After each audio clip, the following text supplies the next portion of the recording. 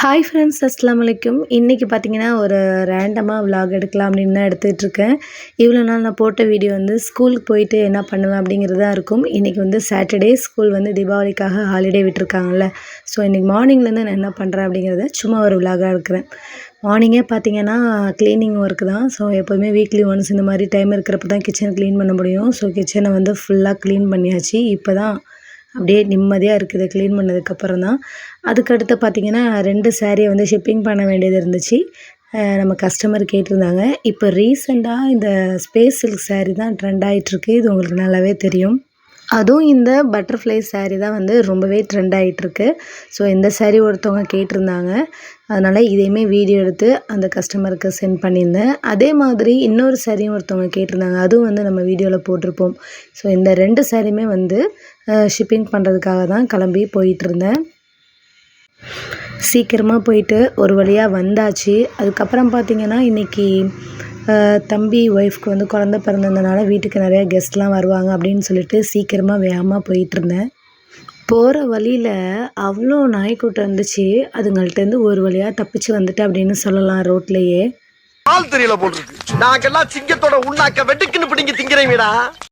ஒரு வழியாக 1/2 அன் ஹவரில் 2 கிலோமீட்டர் நடந்து போயிட்டு திருப்பி ரிட்டன் வந்துட்டேன் அப்படின்னே சொல்லலாம். அப்போ பார்த்திங்கன்னா செம கிளைமேட்டு. இன்றைக்கி பார்த்திங்கன்னா பயங்கர மழை வரும் அப்படிங்கிற மாதிரி அப்படி ஒரு கிளைமேட்டு. பார்க்கவே அவ்வளோ சூப்பராக கூலிங்கான ஒரு கிளைமேட்டாக இருந்துச்சு. பால் கொண்ட சிறுதேவு இரு கால் கொண்டு நடமாடும் நீதான் என்ன அதிசயமே.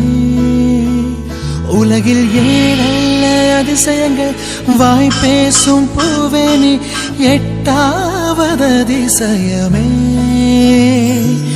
வான் மிதக்கும் முன் கண்கள் தேன் பறிக்கும் கண்ணங்கள் பால் குடிக்கும் மதரங்கள் அதிசயமே. நங்கை அதுக்கப்புறம் வீட்டுக்கு வந்துட்டேன். வீட்டுக்கு வந்ததுக்கப்புறம் ஆல்ரெடி ஒரு வீடியோவில் இந்த பட்டர்ஃப்ளையை தான் நான் ஒரு வீடியோவாக எடுத்து போட்டிருந்துருப்பேன். இப்போ பார்த்திங்கன்னா மறுபடியும் அதே மாதிரி சுற்றிக்கிட்டே ரொம்ப அழகாக இருந்துச்சு. சரின்னு அதை கொஞ்சம் நேரம் இப்படி தான் வீடியோ எடுத்துகிட்டு இருந்தேன்.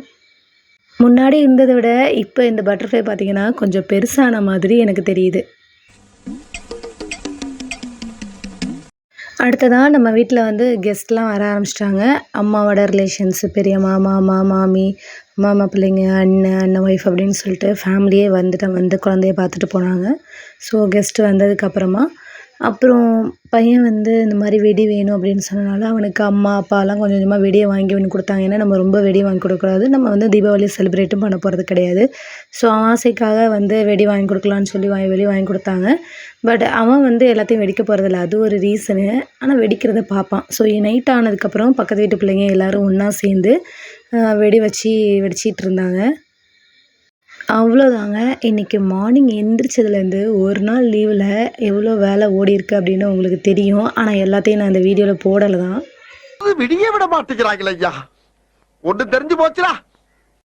காலையில் என்ன விளையாட்டு காட்டுறாங்க, எப்படி எல்லாம் சோதிக்கிறாங்க.